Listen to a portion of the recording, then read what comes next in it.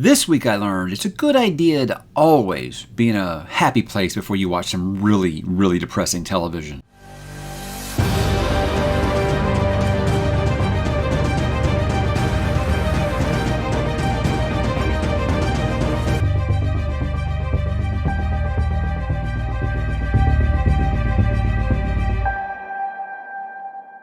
Hey, what's up, bookworms? Mike back with another weekly update as we are rolling through the month of September. It's almost already to a close. Can you believe that? But hey, that means we are one step closer to spooky season. But fun things happened this week, and we're going to talk about said fun things. Maybe some not so fun things. Maybe some depressing things. But we're going to kick things off, guys, by talking about what am I reading. I'm continuing with The Sword of Kaigen. Almost done. I guess you say, I don't know, say about the 2/3 mark. So I should be finishing that rather soon. Kind of split in time with another book that I'll talk about in a second. But this is really good. This is really good. I think I'm not ready to call it like amazing, like most people have seemed to have done on these booktube streets. But I think it is really good. Without getting too much into it, I think there is like about a twist about the halfway point to where some things about some characters get more greatly revealed and the narrative going forward really shifts into focus. And I think that's kind of going to be one of those things where you're along for the ride or you are not. I was fine with it. You're having the situation that they're having in this book. Hey, not everyone's going to make it through there. So I kind of expect that a little bit to happen sometimes. And I think I've read so many grimdark things that nothing really like that can surprise me per se. But I do think it kind of has that thing, like I've said in the past with Stephen King, where it's like, hey, I didn't feel like that character's arc was done yet. Yeah, that's life. You don't get to finish everything before you go because over like that.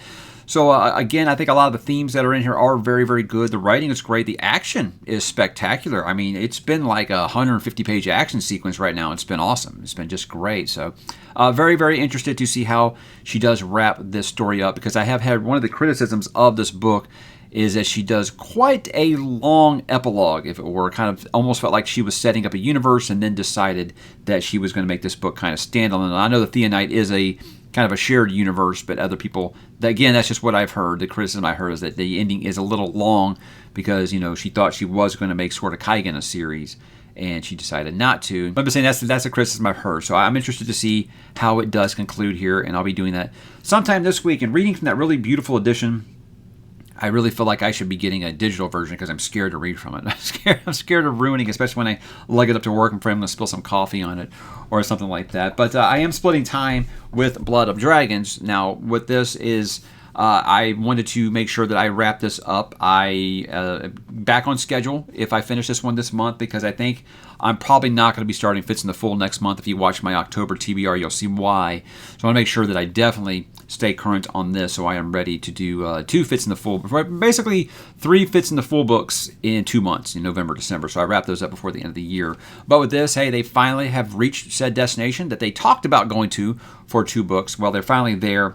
And things are kind of continuing, I'd say, more with City of Dragons than it is with the first 2 books. So, I like where it's headed now. I feel like now that we actually have a purpose and a sense of direction for what's going on here, I feel like the story's picking up. But, again, I will be definitely glad to get back to Fitz and Company with that final trilogy in this series, because Rain Wilds has been some hits, but mostly missed for me so far. But I did feel like Book 3 was pretty good, a little bit more of the things that Hobb does great. And with this, the ship has sailed, no pun intended, as far as me really, really growing attached to these characters, not really digging these characters or these dragons, but as far as her world, I still am really, really enjoying what is going there. So when she does a nice little lore drop in there, I am really liking all of that stuff. So I'm hoping for more of that as we continue here. Finished volume 12 of One Piece. Now, I know you think, I thought you said you finished 12 last week. I finished chapters 1 through 100, which was that first arc in One Piece. And basically the last couple of chapters are just the very beginning of 12. So I went through and I finished 12 now. Very interesting. I think that Reverse Mountain is what the little sub-story in there is called. And yeah, they're basically they're trying to sail up a river that's going across a mountain to get to the Grand Line.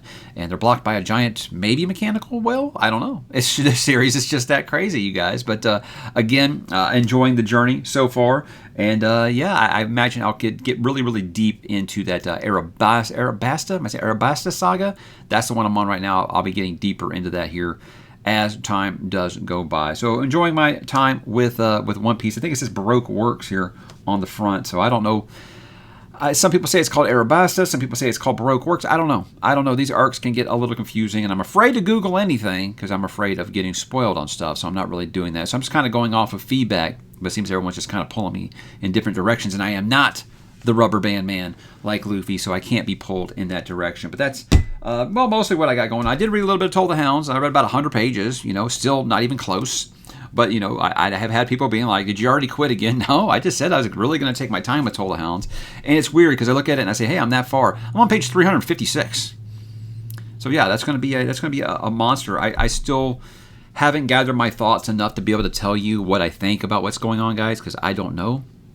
Just know that I feel like I've actually slipped back into it better than I thought. I thought for sure I was going to be like, I don't know who these people are, but I'm actually surprised that I'm remembering as much as I am. So that hasn't really been a holdback for me so far, as much as it's just like there is like one storyline that I'm just not really crazy about. And I'm hoping, I just want to get back to Animander Rake, and I feel like that's a character that they set up, so early in the series, and we still haven't gotten a ton. I think it's been since like Memories of Ice since I've gotten a ton of stuff about him and the Testandi. So I want more of that. So when this book kind of veers away from that, I'm like, yeah, I'd rather just get back to that stuff. And me and my kid are still working on Lost Hero. We're getting close to the end. But that, again, that's just we read a couple chapters tonight. So I know you look at this mess here and you say, wow, you got 5 books going right now? Well, I mean, one's with my kid. One is with a whenever I can. One is a manga, which you can finish in a day. And then you got, these 2 here that'll be wrapped up sometime this week. But how about what am I going to read, guys? Obviously, finish Blood of Dragons, finish Sword of Kaigen, and then, guys, I will get finally to the conclusion of the Arc of Sai series with the Toll. And that's everything that I have, guys, before we start into spooky season here. This one kind of got bumped last month because I wanted to start the passage early, and then I ended up taking a break on the passage because I talked about that last week. I'm going to talk about that again. So, yeah, it's always like this when I'm trying to clear the decks right before a big event like spooky season.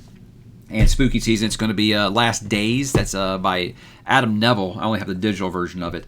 I decided to do Adam Neville's Last Days first. I thought that felt like a good book to kind of open spooky season with, because it is one of those that kind of starts looking like, is this what is this? Is this like a thriller? Is this just like a mystery? And then it actually kind of slowly evolves into horror.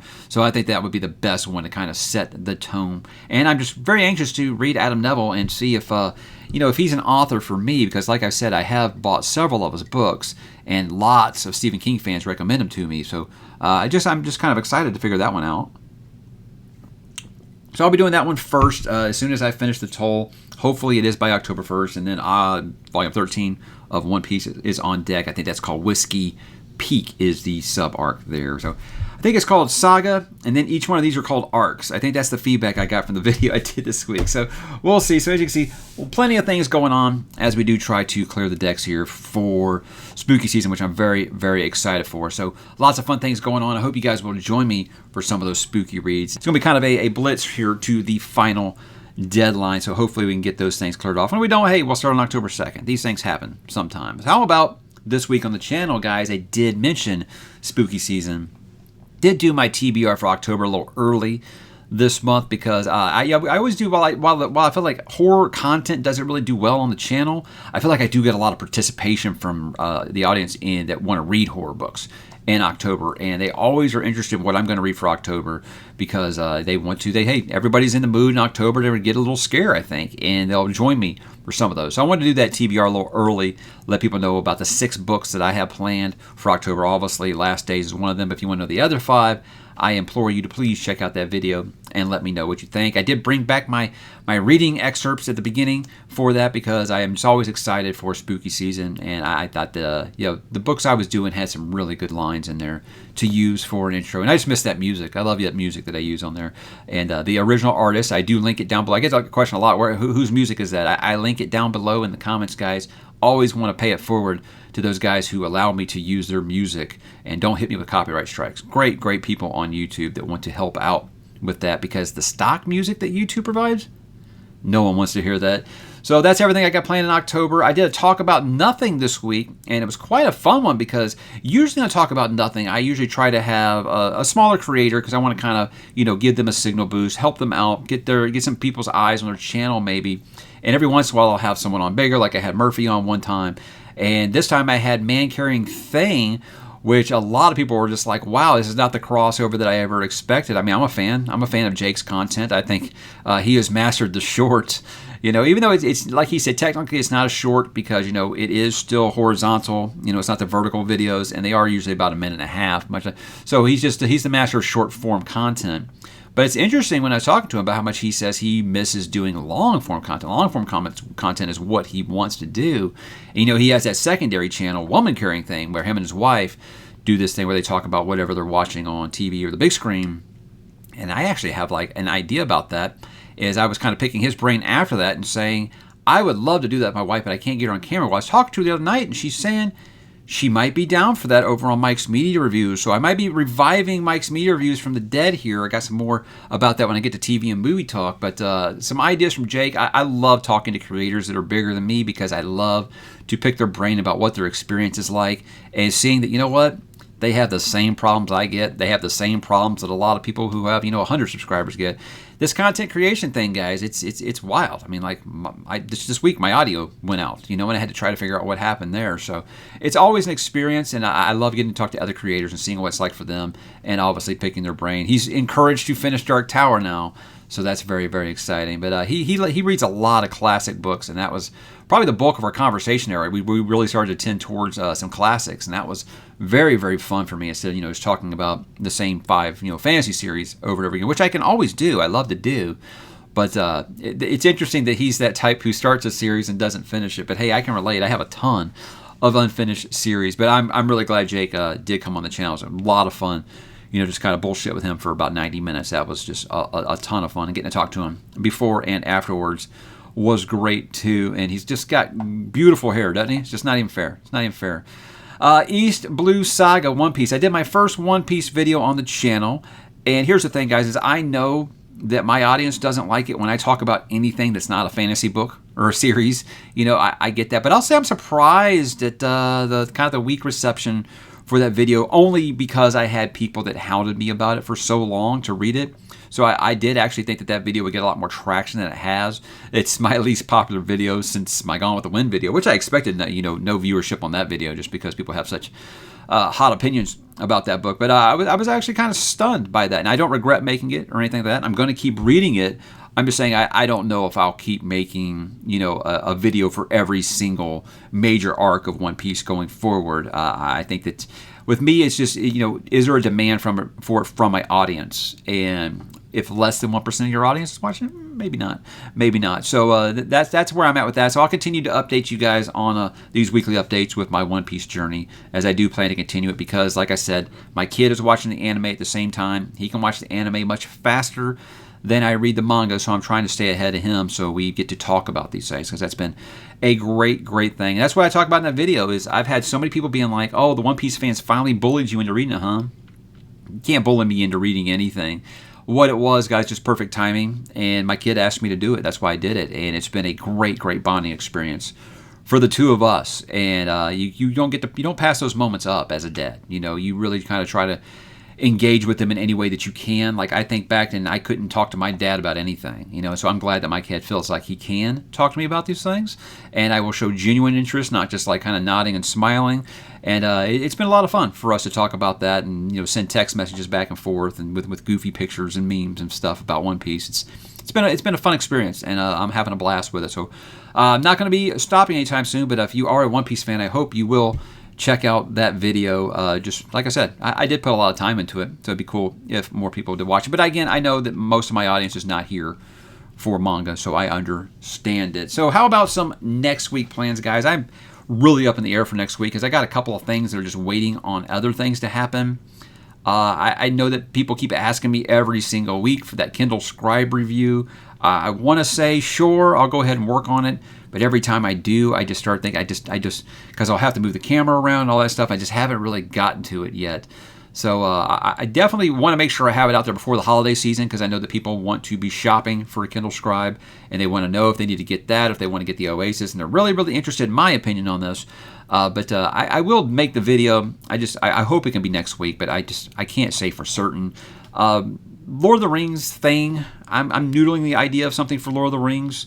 When Philip and I had our talk about nothing recently, we really got deep in Lord of the Rings, and I miss talking about Lord of the Rings. I do. So I said I should probably talk about some Lord of the Rings, and I think I want to address the thing, where everyone accuses someone that's over the age of 35 of that we feel like we only have to mention Lord of the Rings because we have to, and I'm like, no, we don't have to do anything. We just genuinely love Lord of the Rings. So I think I want to get a video out that's kind of addressing that. But I'm not quite sure how I'm going to format it yet, so I don't really know what to call it. And then the big maybe is I'm working on something with Ryan Cahill right now, but he's kind of dragging his feet. I hope he sees this, because Ryan is one of the hardest workers I have ever met in my life. So I definitely don't mean that. But there is something I'm collaborating with Ryan on right now, and all I'm waiting for really is one little contribution he's going to do. But you know what, guys? He's writing book 4 of Bound and Broken right now, and I don't want to break his stride, because the guy is a machine when he's writing, and I definitely don't want to ruin his creative flow because I need some help over here. No, I want him to do what it is he's doing, but there is something I am cooking up about the Bound and the Broken that Ryan is helping me with. And so there are some things that are in flux, and I don't know if they'll get done. So if they get done this week, be looking for that video sometime this week. So as you can see, I got 3 maybes for next week's plans. So I don't know. Some things might happen, some things might not. We will see. So stay tuned, guys. Maybe you will be surprised. How about some TV and movie talk before I go? I already mentioned Percy Jackson. Well, they did release I guess you'd call it the first trailer for the series on Disney+. So first off, right away, red flag goes up for me when it's Disney+, because I just don't trust them to adapt anything. I mean, guys, you guys remember Artemis Fowl? Yeah, another beloved middle grade book. Yeah, how'd that work out? So I'm scared. I mean, Rick Riordan is very involved with this. Rick Riordan saw what happened last time they tried to adapt Percy Jackson. He was not thrilled about it. So he's very, very involved with this. So I'm hoping I hope they can look at like the success of One Piece on Netflix and be like, look how successful this was, because they just leaned into everything that might be considered weird by regular eyes, and they didn't care. They just unabashedly went for it. So I'm hoping with Percy Jackson they do the same. Showed my kid the teaser, and he was excited. He was pointing out everything. Yeah, this looks like how that happened. Hey, there's the Minotaur. There's the Harpies. Hey, it's cheering, all those things. So he saw things that he liked a lot. Got a little bit of pain in my chest seeing Lance Reddick, who does play Zeus on the series, or at least he will for this first season, because he tragically passed away. But I think the casting looks mostly good. It doesn't look cheap, and that's what I was worried about, is it was going to kind of look cheap, because a lot of things on Disney Plus have been like, wow, you guys have so much money. Why does this look like it's shot in someone's backyard? I don't understand why it always looks so cheap. So I'd be excited. Again, with this, guys, I want to share that with my kid. So if generations younger than me are excited for the series, that's the target demographic. People who grew up with this series. I'm hoping that they enjoy it as much as like a Harry Potter or something. I hope that can be more what they're looking for, because that first Percy Jackson movie, oh man, it's one of the worst adaptations I've ever seen. I found myself at a crossroads for what series I was going to watch next. And I said, you know what? There's still so many great HBO series. And so I put them up for a poll. I did this last year, and that's how I ended up watching Succession. That's how I ended up watching Severance, how I ended up watching For All Mankind, because you guys voted for it. And those have all been just amazing shows. So I had that success. So I listed 4 HBO shows that I want to watch. The Leftovers, 6 Feet Under, Big Love, trying Boardwalk Empire again, because everyone carries on about Boardwalk Empire, and it just never really hooked me. But I said if it won that poll, I would watch it. Well, guys, going away, 6 Feet Under made it close towards the end, but The Leftovers was far and away the leader the whole time. The thing was, people have been trying to get me to watch The Leftovers for a long time. They know I love Lost, and they always recommend The Leftovers. They're like, hey, it's like Lost, but they actually knew where they were going the whole time, and it has a proper ending.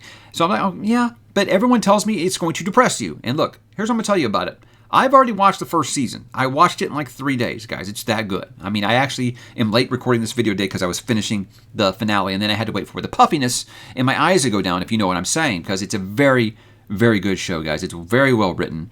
It's incredibly acted, but this show is grim. And so I'm saying, if you guys are not in a good place in your life, like you're feeling a little blue, probably punt on it and wait till a later time, but I'm going to recommend it extremely high if you prefer character work over everything else. Now, the premise of the show is just one random day, 2% of the world's population just vanishes, just out of thin air. No one knows why. And then it flashes forward 3 years. And the point of the show is not explaining what happened to everyone, but more it's a character study of how would we as humanity react? How would we try to move on with our lives? How would the world go on after an event like that with so many loved ones who just vanish with no explanation whatsoever? So it's kind of like a dystopian thing, and you start thinking, well, 2% of the world's population, that's not really that much. They say on the show, it's like it's 1 in every 50 million, or I'm sorry, 1 out of every 50, and it's 128 million people, I think. I didn't check their math. I trusted that they did the math fine. And you're like, yeah, we got 8 billion people on this planet? Yeah, I guess that's a lot. 2% is quite a bit, right? So it's about there's all these families that are torn apart, and all these people that's looking for answers, and they're joining cults, and there's godlike Messiah figures and stuff. And it's one of those things where I tell people, the first episode is probably not going to hook you, because people are like, is it worth my time? Like, if you let it cook, if you let it marinate a little bit, I definitely think so. I don't think that the first episode is going to be the kind of thing where you're like, oh, I've got to keep going now. I think if you really kind of just keep rolling with it through like episode 4 or 5, you're going to be completely invested. You're not going to be able to stop, because you're going to have so many questions that you want answered. And do they answer them? Well, you'll see. But here's the thing is, I'm not saying, oh, you need to tough it out through these first few episodes. What I'm saying is, at first you might be watching and be like, why does everybody carry on about this? What's so special about it? It's good, but it's nothing that's blowing my mind. You'll know that moment when it happens. You'll be like, well, now I got to know more. I definitely do. And look, and here's the thing is, everyone tells me season 2 and 3 completely blow away season 1. And I think season 1, the only complaint I have about it is I didn't get enough answers. But it's good, and it's like I want to know more answers way than like a frustrating, lazy, they didn't explain everything kind of way. So yeah, it's very good, guys, and it's incredibly acted. It's one of the best character studies I've ever seen. Justin Theroux on that show is just incredible. I don't know how this guy didn't win every award there was for the show. He's amazing. But yeah, it'll get you in the feels, guys. But again, make sure you're kind of in a happy place before you start it, because it's very, very just relentlessly bleak. It is. Every time you think your characters are going to have a win, another left jab out of nowhere just socks you in the jaw. But it's emotionally powerful. It's very good, guys. It's very, very good. So I want to thank the voters who voted in that and have been pushing me to watch this for a couple years now. So so far it is as advertised. It is very, very good. And if season 2 and 3 are as good as everybody is saying, this might be an all-timer for me, and I'm very excited to continue. The fact that I got through the first 10 episodes in like 3 days while I was working too, it tells you guys that yeah, I'll probably blow through this pretty quick. It's really, really good. I think there's only like 28 total episodes, so yeah, excited to continue. We did pick our Fright Fest movies. I'm going to resurrect Mike's media reviews from the Dead Guys. Yes, I do have a secondary channel, in case you didn't know, and I've greatly neglected it. I have greatly neglected it, and but I kept it around for moments like this, where I want to talk about things that aren't book related, really. And I'm going to talk about the movies that we picked for Fright Fest. Now, if you don't know, Fright Fest is, my wife doesn't really like horror movies, but October is the only time of year where she's willing to watch any horror movies we want to watch. So it just kind of became a tradition where we do like about a dozen horror movies over the month. We select those together. We pick those out. Some that didn't make it from the year before, we just kind of move up to this year. And then we kind of like vote, and we kind of pick one each and decide these are the ones that we're going to watch. Kind of added the kids to it. So we got some kids movies on there as well. And some, I guess you say like preteen movies, because my 11-year-old picked his own movies this year. Some of them are rather scary. And I'm like, hey, you can, anything you want to watch, man, we can watch it. But just know, you're not sleeping in my room. You're sleeping in your own room, because I did mess that up last year with Saul. That was one of my biggest dad fails. But me and my wife watched, we started it last night. We usually wait until the first day of fall, which is going to be on Saturday. But we decided last night, hey, we had some time. Let's go ahead and start. We watched Creep from, I guess, 2014 or 15. It's got that guy from The League. I can't think of the actor's name right now. There are only 2 people in the whole movie. But it's one of those that, like, it had this reputation that I think might have set the bar a little high, because we thought it was fine. It's just we didn't find it like spectacular or nothing. I think that just might be because of the reputation that it has. That can happen sometimes. I think it happens with me more with movies than it does with books, where I have high expectations based off feedback.